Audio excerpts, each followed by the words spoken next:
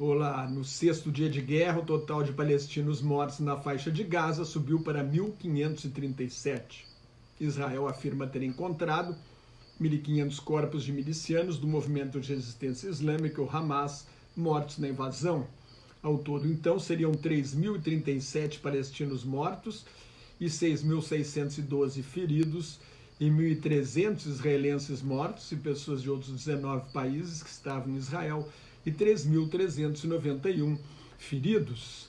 Israel jogou um total de 6.000 bombas com 4.000 toneladas de explosivo até agora na faixa de Gaza. Esse bombardeio maciço inevitavelmente mata civis e acaba sendo uma punição coletiva ao povo palestino, que não é responsável pela brutalidade e a violência do Hamas. Punição coletiva viola o direito internacional. Num sinal de que a invasão terrestre é iminente, o governo israelense pediu às Nações Unidas que retirem a população civil do norte da faixa de Gaza em 24 horas. São cerca de 1.100.000 pessoas. Não há a menor condição de mover tanta gente para o sul de Gaza. O território palestino é uma faixa estreita de areia de 45 quilômetros de comprimento por 6 a 12 quilômetros de largura, com 365 quilômetros quadrados e 2.300.000 habitantes. O Comando Militar de Israel alertou: civis da faixa de Gaza vão para o sul por sua própria segurança e de suas famílias, se distanciem dos terroristas do Hamas, que os usam como escudos humanos. Enquanto 300.000 soldados se preparam para invadir Gaza, Israel reforçou a fronteira norte com o sul do Líbano por medo de um ataque da milícia fundamentalista xiita libanesa Hezbollah, o Partido de Deus. As escaramuças entre Israel e o Hezbollah, troca de tiros e foguetes, são as maiores desde a guerra entre os dois em 2006. O Líbano enfrenta uma crise econômica e financeira muito grave, política também. Tudo que a grande maioria dos libaneses não quer é uma nova guerra contra Israel, que já destruiu a infraestrutura do Líbano várias vezes, invadiu em 1982 e ocupou o sul do Líbano até o ano 2000, e fez a guerra contra o Hezbollah em 2006. O primeiro-ministro interino do Líbano, Najib Mikati, manifestou preocupação. O Líbano está no olho da tempestade, comentou o chefe de governo. Aliás, o país não consegue nem eleger um presidente. Soldados de Israel destruíram uma pizzaria na Cisjordânia, que publicou um anúncio nas redes sociais zombando de uma refém israelense de idade avançada levada para Gaza. Em Jerusalém, um palestino feriu a bala 2 policiais, um gravemente, antes de ser morto nos arredores de uma delegacia de polícia próxima do portão de Herodes, uma das entradas da velha Jerusalém.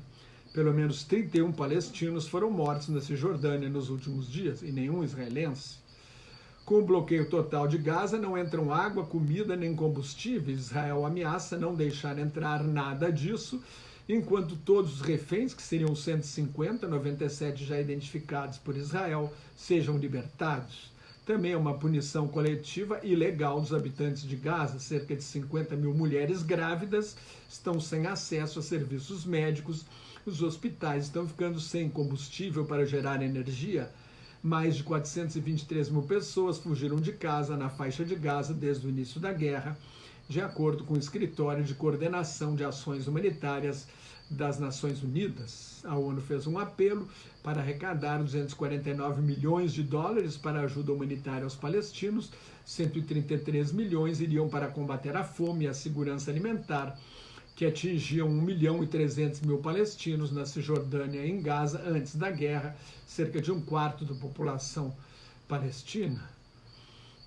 O secretário de Estado norte-americano, Antony Blinken, chegou na quinta-feira ao Oriente Médio, se encontrou com o primeiro-ministro Benjamin Netanyahu e deu apoio incondicional a Israel. Blinken disse que Israel tem o direito e a obrigação de se defender para que isso nunca mais aconteça, mas pediu a abertura de um corredor para ajuda humanitária e toda a precaução possível para proteger os civis palestinos, o que na prática nem Estados Unidos nem Israel costumam fazer nas suas guerras.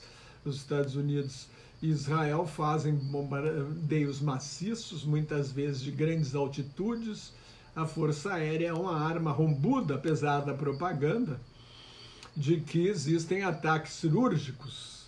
As bombas hoje são muito mais precisas. Na Segunda Guerra Mundial, só 3% atingiam o alvo, mas numa região densamente povoada como Gaza, não há uma das mais densamente povoadas do mundo, não há como evitar a morte de civis.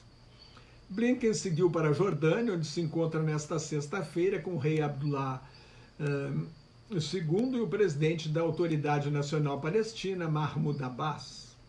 Abbas condenou a morte e o abuso de civis pelos dois lados e pediu o fim do sofrimento do povo palestino. O plano dos Estados Unidos e de Israel é devolver o controle da faixa de Gaza à Autoridade Nacional Palestina.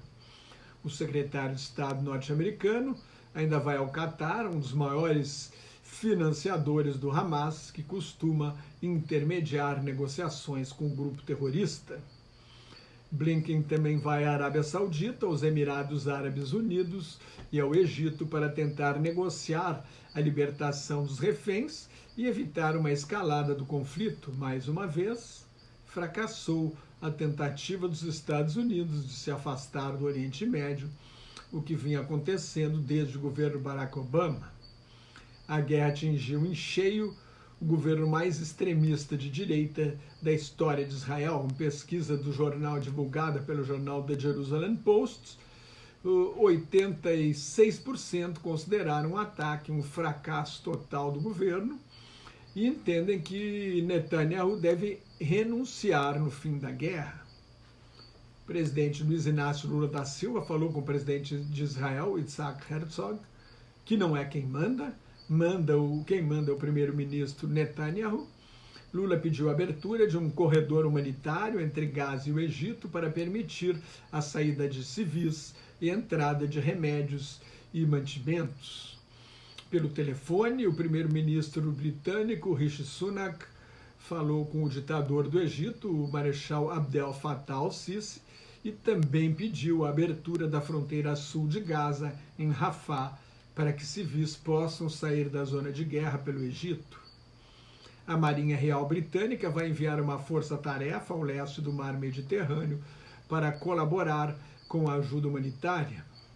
Como presidente do Conselho de Segurança da ONU, neste mês, o Brasil convocou uma reunião de emergência para esta sexta-feira, na esperança de conseguir aprovar alguma medida de ajuda humanitária. Até agora, o Conselho de Segurança não conseguiu chegar a um acordo nem para fazer uma declaração condenando a guerra e pedindo a volta das negociações de paz. A presidente da Comissão Europeia, Ursula von der Leyen, a presidente do Parlamento Europeu, Roberta Metsola, chegam nesta sexta-feira a Israel para levar a solidariedade da União Europeia. Em Paris, o presidente Emmanuel Macron classificou o Hamas como um movimento terrorista que busca a destruição e a morte do povo de Israel. Macron defendeu uma resposta forte, mas justa, e prometeu proteger os judeus da França. O ministro do Interior francês, Gérald Darmanin, proibiu as manifestações a favor dos palestinos para evitar o que chamou de desordem pública em várias cidades europeias e em universidades na Europa e nos Estados Unidos. A guerra provocou uma onda de protestos contra os dois lados e manifestações concorrentes. O líder do Hamas, um dos principais líderes do Hamas, Khaled Meshal, convocou manifestações de apoio no mundo inteiro nesta sexta-feira, no que chamou de Dia da Jihad Global. Jihad é Guerra Santa em árabe. A União Europeia abriu uma investigação sobre o X, o antigo Twitter, por falta de moderação do conteúdo ao difundir conteúdo ilícito sobre a guerra, ou seja, notícias falsas. Em viagem ao Iraque, ao Líbano e à Síria, os dois últimos países vizinhos de Israel, o ministro do Exterior do Irã, Hossein Amir Abdullahian, advertiu para o risco de uma ampliação da guerra. A Síria acusou Israel de bombardear os aeroportos das duas maiores cidades do país, Alepo e Damasco.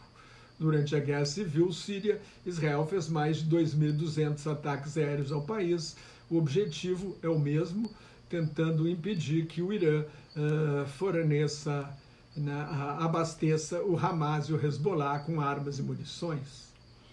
Os Estados Unidos e o Catar bloquearam 6 milhões de dólares que os Estados Unidos deram ao Irã num acordo de libertação de 5 presos norte-americanos no mês passado. Esse dinheiro só poderia ser usado para fins humanitários. A organização não-governamental Human Rights Watch, o Observatório dos Direitos Humanos, divulgou um relatório na quinta-feira em que denuncia o uso de bombas de fósforo branco na cidade de Gaza, em 2 zonas rurais no sul do Líbano. O fósforo branco pode elevar a temperatura a 815 graus centígrados. Tem um efeito incendiário, pode queimar com gravidade pessoas e tocar fogo em prédios, acampamentos, carros e outros objetos de uso civil. O uso do fósforo branco em Gaza, uma das zonas mais densamente povoadas do mundo, diz o Human Rights Watch, aumenta o risco para civis e viola a proibição pelo direito humanitário internacional de expor civis a riscos desnecessários. Cada vez que o fósforo branco é usado em zonas civis superpovoadas, apresenta um risco elevado de causar queimaduras atrozes e sofrimento, afirmou Lama Faki, diretora do Human Rights Watch para o Reino Unido e o norte da África. Em agosto de 2009, durante uma investigação da ONU sobre a guerra entre Israel e o Hamas de 27 de dezembro de 2008 a 18 de janeiro de 2009, Israel admitiu pela primeira vez o uso de fósforo branco, mas negou ter feito isso em áreas urbanas. O caso foi ao Superior Tribunal de Justiça de Israel, onde a juíza Edna Arbel decidiu que a utilização de fósforo branco deve ser uma exceção extrema em circunstâncias muito especiais. O fósforo foi usado a partir dos anos 1930 pela indústria de paus de fósforo, mas foi proibido em 1910 por causa da toxicidade.